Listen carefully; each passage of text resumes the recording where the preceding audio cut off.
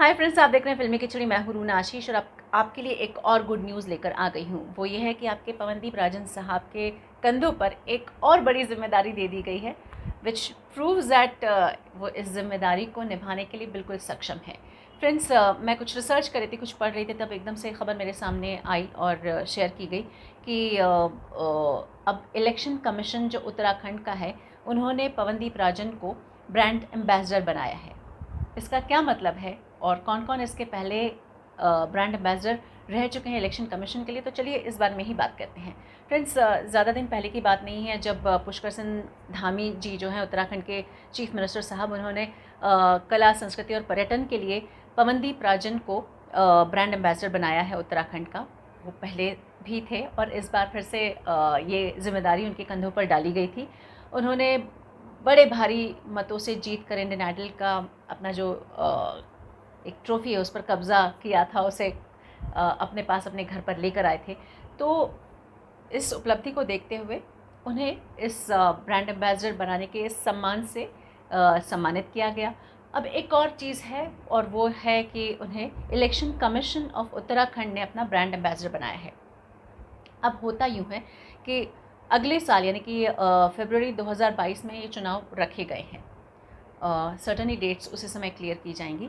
2017 में जब विधानसभा के चुनाव जो हुए थे, उसके बाद जो कार्यकाल होता है 5 साल का, वो मार्च 2022 में ख़त्म हो रहा है। ऐसे में फिर से चुनाव कराने की बारी आती है और चुनाव जब कराए जाते हैं तो बहुत ज़रूरी हो जाता है कि हर शख्स जो 18 साल से ऊपर का हो, पागल, अपराधी या दिवालिया ना हो।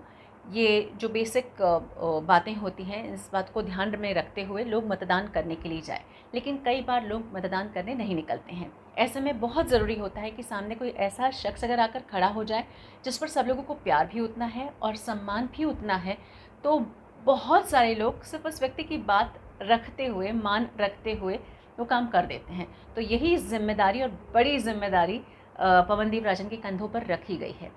फ्रेंड्स, आपको बताने की ज़रूरत नहीं है कि पवनदीप राजन कितने फेमस हैं। अगर अभी की मैं बात करूं तो सितंबर क्या, अक्टूबर क्या, नवंबर क्या, दिसंबर क्या, एक के बाद एक उनके शोज़ लगे हुए हैं। एक के बाद एक उन्हें हर जगह परफॉर्म करना है, कई सारे लोगों के बीच में परफॉर्म करना है और वो इन्फॉर्मेशन जैसे जैसे मुझे मिलती है मैं आपको देती ही आती हूँ। अब ये चूँकि इलेक्शन कमीशन का काम है और सरकारी बातें इसमें जुड़ी हुई हैं, तो आई एम श्योर फरवरी के आसपास he will be busy with such kind of work और फिर वो अपनी ज़िम्मेदारी ब्रांड एम्बेसडर के तौर पर भी निभाने वाले हैं, तो अच्छी बात है। इसके पहले ये ज़िम्मेदारी यानी इलेक्शन कमीशन ने अगर किसी को अपना ब्रांड एम्बेसडर बनाया है तो वो है राहुल द्रविड़, कर्नाटका के ब्रांड एम्बेसडर रह चुके हैं। अब एक और बात आपको यहाँ बताना चाहती हूँ कि आमिर खान भी इलेक्शन कमीशन के ब्रांड एम्बेसडर रहे हैं और जब उनसे इस बारे में मैंने बातचीत की थी तब उन्होंने कहा था कि मुझे बहुत खुशी है कि मुझे इस काम के लायक माना गया है, मुझे चुना गया है और 18 साल जिन लोगों की उम्र है वो तो देने ही वाले हैं, जो 18 साल से ऊपर की उम्र वाले हैं उनको तो अपील रहेगी ही।